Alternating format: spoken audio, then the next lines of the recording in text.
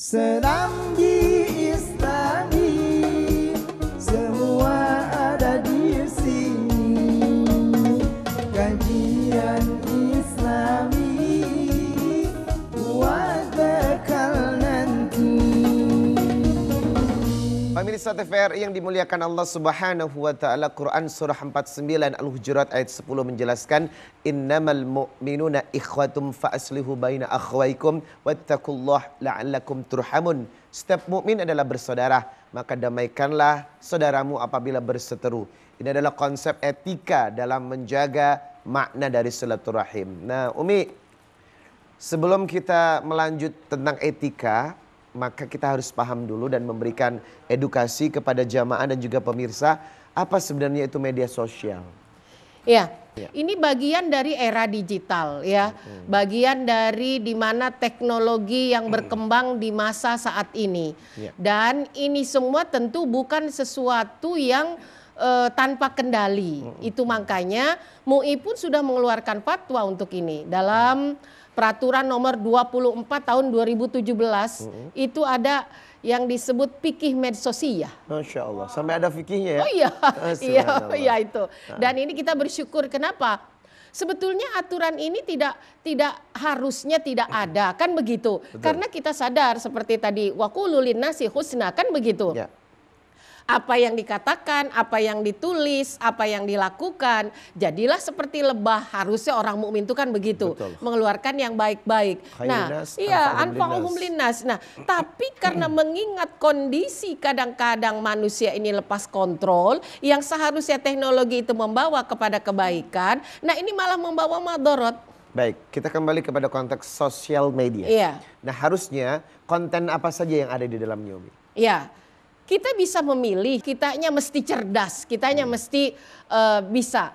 Jadi ini surga kita juga ada di gadget di kita. ini, Ya, bedanya apa?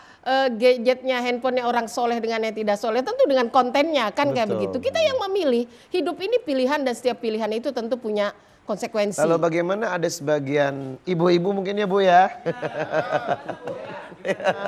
Konten kita tahu, tadi Umi mengatakan namanya juga media sosial, berarti informasi yang ada di dalamnya harus sifatnya adalah informasi sosial. Betul. Tapi sebagian kita menggunakan media sosial untuk kepentingan pribadi, Umi. Iya. Curhat pribadi ya. Pernah nggak bikin caption pribadi, curhat pribadi ya? Contoh nih. Iya, contoh nih, ibu misalnya lagi bertengkar sama suami, langsung dia bikin caption, hari ini kok tidak setampan yang dulu lagi, cia. Iya kan Umi? Iya. Jadi telah beralih fungsi dari social media menjadi ke private media. Artinya pribadi yang akhirnya di caption menjadi konsumsi publik. Iya. Padahal itu milik pribadi. Nah, menyikapi seperti ini kita berarti sudah mengarah kepada etika. Untuk kembali kepada fungsinya sebagai sosial media. Nah, apa yang mesti kita lakukan sebagai seorang muslim, Umi, secara etika? Baik, pemirsa, manusia sekarang, ya ini nggak semua sih. Ada kebanggaan ketika persoalan pribadinya itu bisa diekspos. Pikirannya, kebahagiaannya, dukanya, ya bahkan mungkin ya. Sekarang yang dibagi itu bukan cuma bahagia, tapi susahnya juga tahu kan gitu. Jadi sekarang nggak sulit melacak bagaimana hati seseorang gitu ya. Nah, jadi sebetulnya dari katanya saja media sosial. Ya, jadi hidup ini adalah bagaimana kita mampu membangun relasi yang baik dengan orang-orang di luar kita. Masya Allah, itu intinya ya? Ya. Allahu Akbar.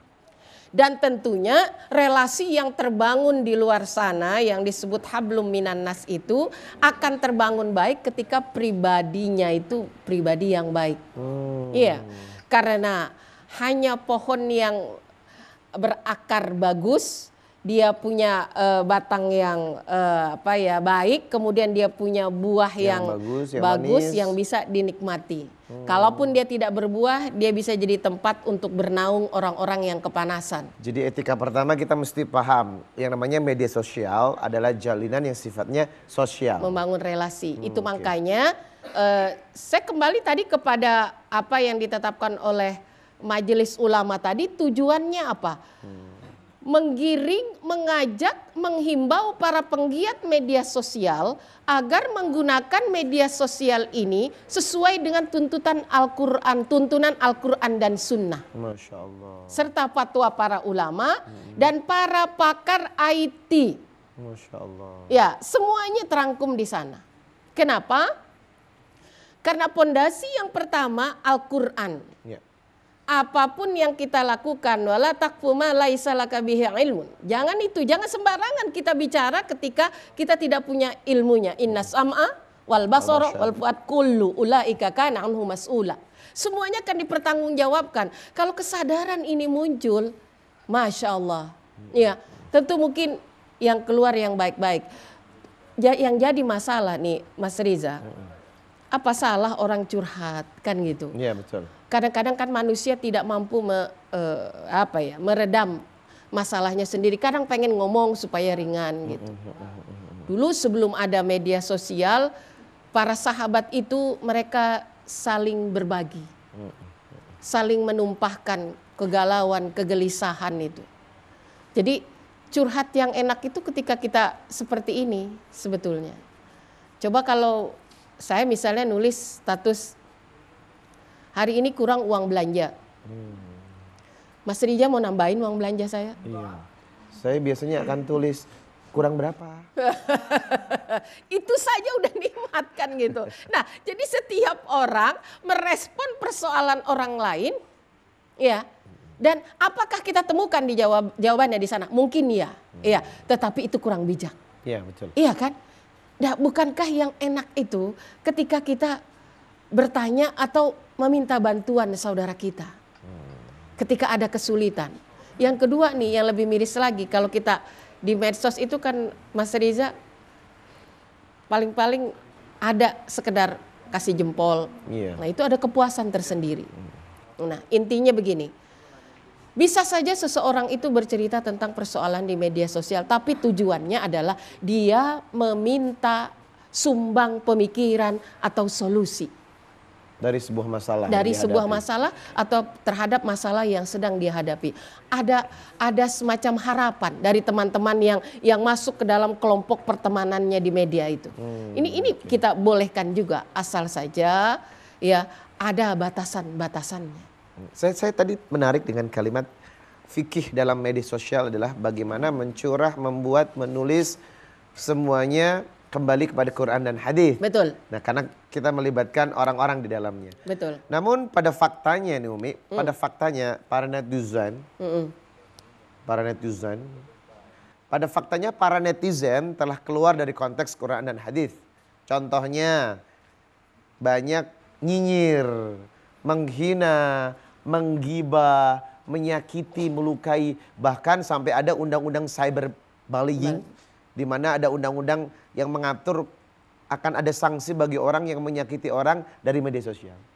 Nah, yang ingin saya tanyakan adalah bagaimana konteks ini kalau dikembalikan kepada Quran surah Al-Hujurat ayat 11. Ya ayyuhalladzina amanu la yaskhur qaumun min qaumin asa ayyakunu khairum minhum. Tapi jangan jawab sebab kita akan kembali setelah yang satu ini. Tetap di Serambi Islami Ramadan.